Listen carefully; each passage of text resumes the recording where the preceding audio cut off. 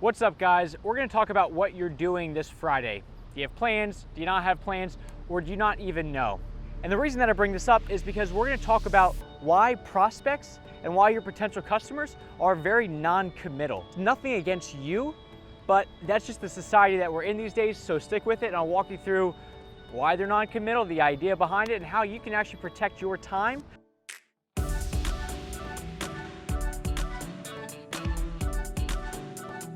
What's up, everyone? It's Logan Shinholster with Contractor Growth Network, and today I'm going to be talking all about this new-ish concept called plan shopping. It's the idea that you're shopping around for different plans, different things to do. And let's say, for example, you get invited to a couple different things on Friday night. And what most people will say these days is they'll say, hey, look, I'm super busy. I don't know if I can make it, but please let me know if you end up doing something. And the idea is that they don't commit to any one thing until right beforehand on Friday. Because what they're gonna do is they're gonna try to pool all the different options of what they can do. They can sit down and go, okay, which one of these is actually gonna progress my mental happiness or my social status or whatever it is. Your customers and your prospects are actually buying in the same type of cycles. Let's say, for example, you are a kitchen remodeling contractor. You're gonna go out there, you're gonna build somebody a brand new, gorgeous kitchen for $30,000. What your prospect can do is they can either spend 30 grand with you on a new kitchen. They can go, wow, that's $30,000. That's a lot of money. I don't know if the kitchen's worth that. And they can spend that money on either they could save it, they can put it towards a kid's college fund, or they could go out and buy a new car with that. Or what happens a lot of times is instead of spending $30,000 with you, a very respectable, smart, driven contractor, they can spend $15,000 on somebody who's a little bit more risky, maybe a little bit shoddy, and then 15 grand can go towards a nice vacation. So if you're a prospect or a potential customer and you're thinking, well, I can either hire a good contractor for 30 grand, I can hire somebody who I think is still gonna be good for 15 grand and then get a new car or a new vacation, which one do you think they're gonna choose? New kitchen and a new car. It's not that hard of a decision, is it? So that's why a lot of people don't always pay for the higher price items, because it's a lot of money and they would rather shop around and see what is gonna fit their personal life the best. So let's think, for example, the show Deal or No Deal. You choose a case and you sit there, then the next point is to pick random cases and hope that yours has the $1 million in it. Now, every time that you choose all these cases and you finish a round or whatever you wanna call it with them, they give you the option, hey, do you wanna risk it?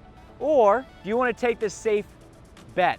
And most people, they don't take the safe bet. Why don't they take the safe bet? Because they think they can get something better. And that is why people don't commit to stuff, because they think that there's something better out there for them. So they can either pick a really high-end contractor and spend X amount of money, or they can get a lower-end contractor, get the exact same product, deal with a little bit of headache, but they also get another free something out of it.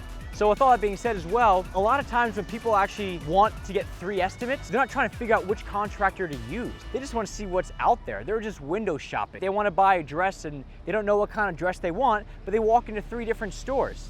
And it's not like they're sold on, I'm definitely getting a dress. I definitely need to find which store I'm going to walk into and buy it from, so let me just kind of shop around.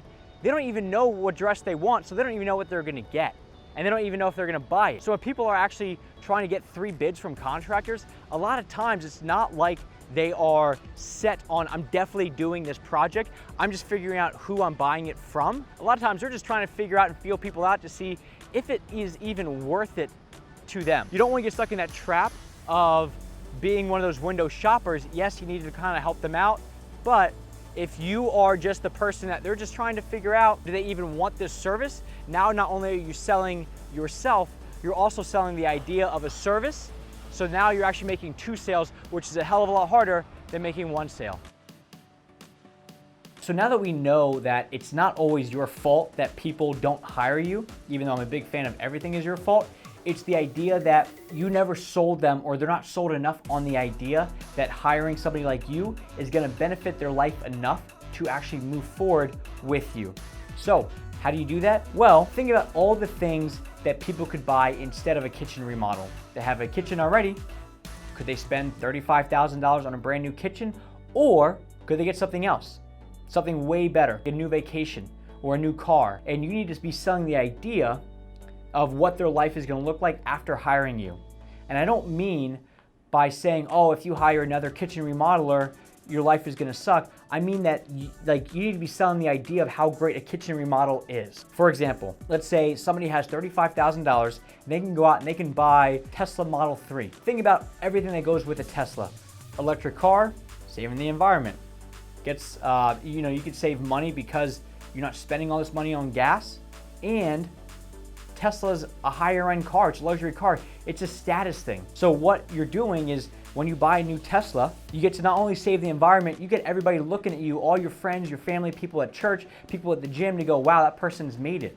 Do you get that with a new kitchen? How many people will actually walk into your kitchen to see this? Not that many people. So Tesla sells the idea and sells the brand of, if you hire me or you buy a Tesla from us, your life will be way better, because people now will have this notion of you of like, man, that person's really made it. Same reason why Apple can sell AirPods that stick out of your ears, because they're selling the status of this person can afford to wear this brand, so everybody looks at them and goes, man, they're rich, they've got it made, they're doing well in life.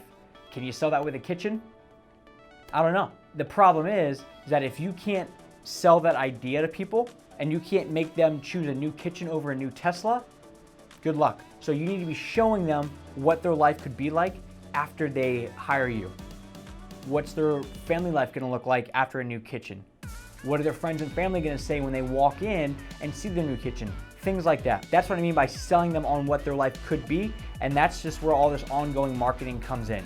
Brand yourself as high-end, but also brand yourself as your life is gonna be high-end after you hire us. So with all that being said, make sure you know how to have an upfront conversation, and here's why.